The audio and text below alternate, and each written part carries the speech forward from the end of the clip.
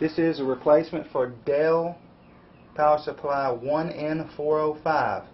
It's also known as light-on part number HP-U1806F3.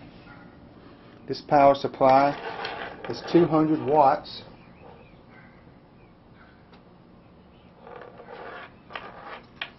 It mounts just like your old power supply did. Here's your old power supply, and here's our new one right next to our new one. Let me put them side by side so that way you can see that the little mounting mechanisms are in the same spot on both power supplies.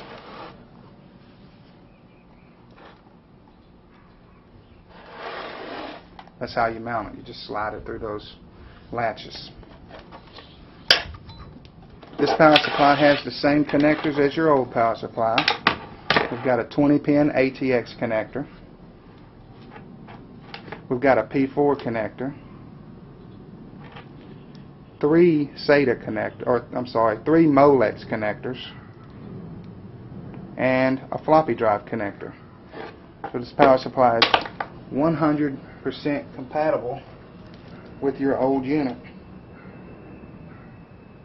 And of course it's a upgrade from 180 watts up to 200 watts, so there's 20 extra watts there for you as well.